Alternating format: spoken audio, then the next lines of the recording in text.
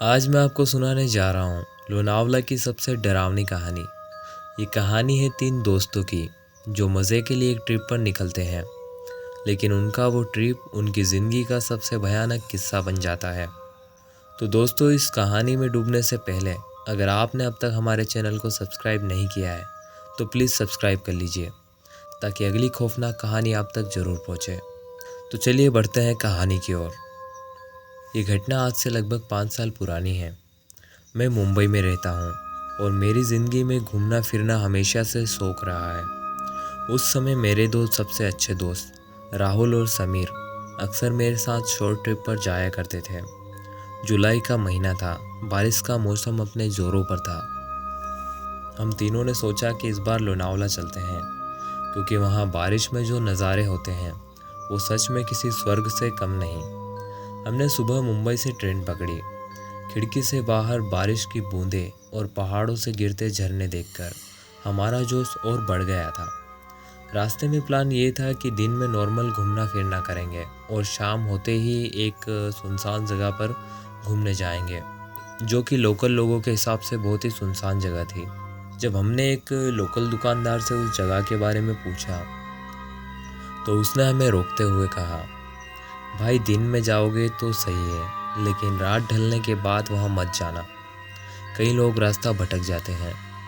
हमने हंसकर उसकी बातें टाल दी। उस वक्त दिमाग में बस एडवेंचर था, डर का नाम तक नहीं। शाम के करीब 6 बजने वाले थे। हम तीनों दोस्त उस सुनसान जगह की तरफ निकल पड़े। बारिश थोड़ी हल्की थी, लेकिन हवा में नमी और ठंड बहुत थी। रास्ता संकरा था, दोनों तरफ घना जंगल और बीच में गहरी खाई।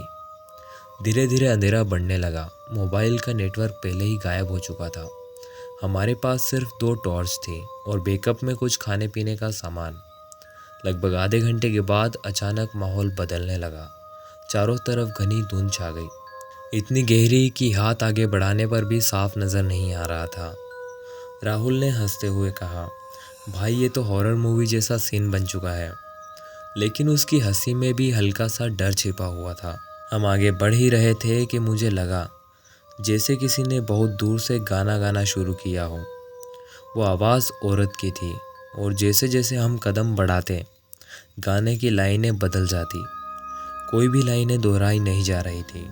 समीर धीरे से बोला, तुम दोनों को भी सुनाई दे रही है ना वो आवाज़? हमने सिर हिलाया। तभी राहुल ने कहा, अगर कोई है तो हमें दिखाई क्यों नहीं देता? थोड़ा आगे बढ़ने पर हमें एक टूटा हुआ लकड़ी का बोर्ड दिखाई दिया।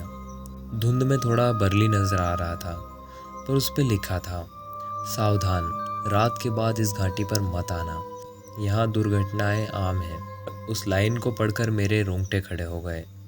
पर उसी वक्त वो गाना अचानक बंद हो जाता है और घाटी में एकदम सन्नाटा छा जाता है। सन्नाटे के कुछ देर बाद हमें पायल की झनकार सुनाई दी। ये आवाज़ बहुत पास से आ रही थी, जैसे कोई औरत हमारे इर्द गिर्द घूम रही हो। हम तीनों रुक गए। राहुल के होंठ डर से कांप रहे थे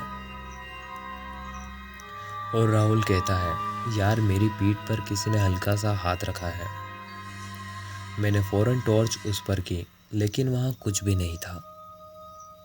अचानक से टॉर्च की रोशनी एक धुंध में ठहरती है, जहाँ मैं एक भयानक चेहरा देखता हूँ। वो चेहरा एक औरत का था, पूरा जला हुआ। उस चेहरे ने मेरी सांसें रोक दी। मैंने चीख कर टॉर्च बंद कर दी।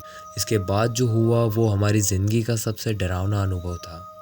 जैसे ही हम भागने लगे, पायल की वो झनकार हमारे पीछे पीछे दौड़ने लगी।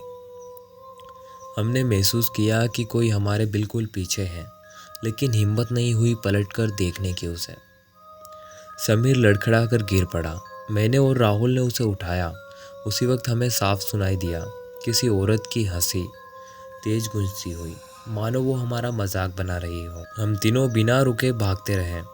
हमारी सांसें फूल रही थी और हर कदम पर ऐसा लग रहा था कि कोई हमारे पैरों के ठीक पीछे है। करीब आधे घंटे के बाद हमें आखिरकार रोड की लाइट दिखी। जैसे ही हम मेन रोड पर पहुंचे, पायल की आवाज़ और वो हंसी अचानक गायब हो गई। थोड़ी दूर पर एक ढाबा था। हम भागते भागते वहीं पहुंचे।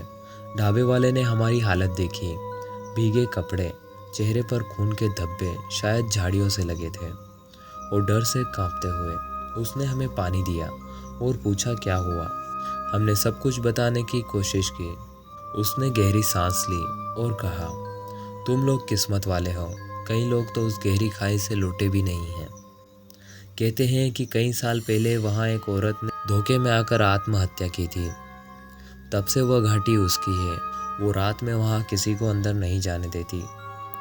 उसकी बातें सुनकर हमारी रूह कांप गई थी। उस रात हमने होटल में भी रुकने की हिम्मत नहीं की, सीधे टैक्सी पकड़कर मुंबई लौट आए। उस रात के बाद से मैं कभी लोनावला के उस हिस्से में नहीं गया, और जब भी कहीं धुंध छा जाती है या अचानक पायल की आवाज़ सुनाई देती है, मेरा दिल जोरों से धड़कने लगता है। मुझे पता है उस रात हमने किसी इंसान को नहीं बल्कि एक डायन को देखा था, और शायद हम तीनों आज जिंदा इसलिए हैं क्योंकि उसने हमें उस दिन छोड़ दिया था।